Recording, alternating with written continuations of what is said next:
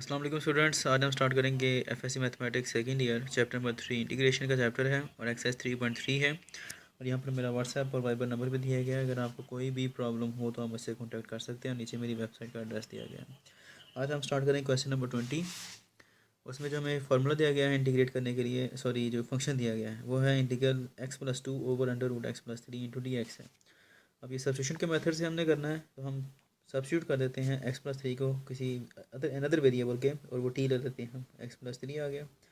यहाँ ऊपर चूँकि x मौजूद है, ये सेपरेट x है, सिर्फ इसके साथ कोई चीज़ मल्टीप्लाई नहीं हो रही है, सिर्फ ऐड हो रहा है 2। तो हम यहाँ से फिर x की वैल्यू भी ले लेते हैं ताकि सब्स्टिट्यूशन में आसानी हो। तो 3 उधर जाएगा तो क्या आ जाएगा, t-3 is equal to x। अब इसको डिफ्रेंशिएट करते हैं तो क्या आएगा, dt/dx इज इक्वल टू 1, क्योंकि x का डेरिवेटिव 1 होता है और 3 का 0। सेपरेट कर लेते हैं वेरिएबल्स को, तो क्या आएगा, dt is equal to d x. अब दोबारा हमारा जो फंक्शन है अब हम उसको दोबारा लेते हैं, तो वो क्या आएगा, इज़ इक्वल टू इंटीग्रल। अब यहाँ पर सब्स्टिट्यूशन करनी है। अब हमने x की वैल्यू क्या आ रही है हमारे पास, t-3 आ गया, और +2 ये वाला आ जाएगा साथ में, होल डिवाइडेड बाय अंदर। अब ये अंडर रूट x+3 किसके इक्वल है, t के, तो यहाँ पर लिख देंगे under root t into d x किसके इक्वल आ रहा है हमारे पास, dt के, तो dt रख दिया यहाँ पर। अब इसको सॉल्व कर लेते हैं थोड़ा सा। क्या आएगा, इसको माइनस करें तो आएगा -1 over under root T into D t. अब ये ऊपर हमारे पास पोलिनोमियल आ रहा है और नीचे जो क्वेश्चन आ रहा है, जो आ रहा है हमारे पास क्वेश्चन, वो सिर्फ एक वेरिएबल आ रहा है। ठीक है, अब हम इसको अलग अलग करेंगे। क्या आएगा, t over under root T into D t minus, इसके साथ अलग डिवाइड कर लेते हैं। ये आप यहाँ पर मैं एक सेपरेटली स्टेप कर लेता हूँ एक, ये ऐसे आएगा, t over under root t -1 over under root T into D t. T के साथ इसको डिवाइड कर लिया और 1 के साथ इसको डिवाइड कर लिया। अब उसके बाद ये आएगा, जो इंटीग्रल है वो हमने अलग अलग कर दिए हैं दोनों। क्या आएगा, 1 over under root T into D T आ गया। फर्दर सोल्यूशन क्या आएगा इसका, टी पावर इसकी 1 है। ये बात जब ऊपर जाएगी तो क्या आएगा हमारे पास, इसकी पावर 1/2 होती है, ऊपर जाके -1/2 आ जाएगी डी टी, माइनस इंटीग्रल इसके ऊपर जाके आ जाएगी T power -1/2 into D T. Powers को सॉल्व करते हैं हम। क्या आएगा, 1 -1/2 D t minus integral T power -1/2 D T, और इसका सॉल्व करते हैं तो आता है 1/2 डी टी। 1 -1/2 1/2 होता है, सॉल्व करके देख लें इसको, इंटू डी टी। अब इसके ऊपर डायरेक्ट फार्मूला अप्लाई हो जाता है इंटीग्रल का, इंटीग्रेशन का। वो क्या आता है, पावर में एक ऐड और उसी से डिवाइड।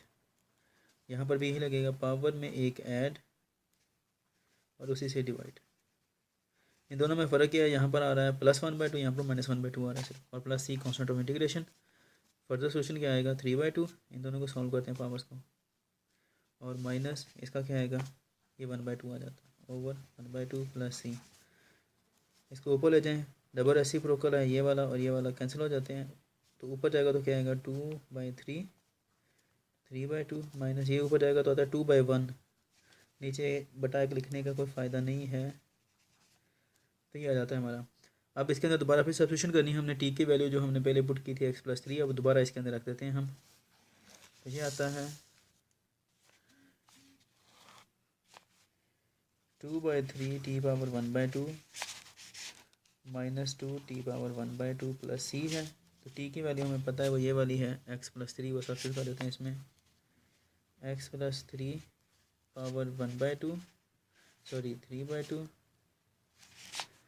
-2 x+3 पावर 1/2 प्लस सी, ये हमारा आंसर आ जाता है। थोड़ा सा मज़ीद सिंपलीफाई अगर आप करना चाहते हैं तो कर सकते हैं। वो ये कि x+3 power 3/2 as it is रहेगा 2, और ये आ जाता है हमारे पास x+3 अंडर रूट आ जाता है प्लस सी। इसको अगर आप मज़ीद सिंपलीफाई करना चाहते हैं तो आप कर सकते हैं। वैसे आंसर यहाँ तक है। मज़ीद क्या है कि इन दोनों के अंदर x+3 पावर 1/2 कॉमन आ रही है, तो हम क्या करते हैं, x+3 पावर 1/2 कॉमन कर ली। पीछे क्या बचता है यहाँ पर 2/3, और यहाँ पर क्या बचेगा, जब इसमें से -1 कर देंगे तो क्या आता है हमारे पास, x+3 पावर 1/2 -2 प्लस सी, ये आ जाता है हमारे पास। इसको हम मज़ीद ये कर सकते हैं, x+3 under root 2/3 √x+3 -2 + c। ज़्यादा सॉल्व करना तो ये कर सकते हैं, अदरवाइज़ आंसर यहाँ तक है ग्रुप के अंदर से। तो एक बार मैं इसको दोबारा फिर ले लेता हूँ शुरू से, आप इसको पास करके नोट कर सकते हैं। उम्मीद है कि आपको समझ आ गया होगा। अब नेक्स्ट वीडियो में इंशाल्लाह मिलते हैं, तब तक के लिए अपना ख्याल रखिए और मुझे दुआ में याद रखिएगा। अल्लाह हाफ़िज़।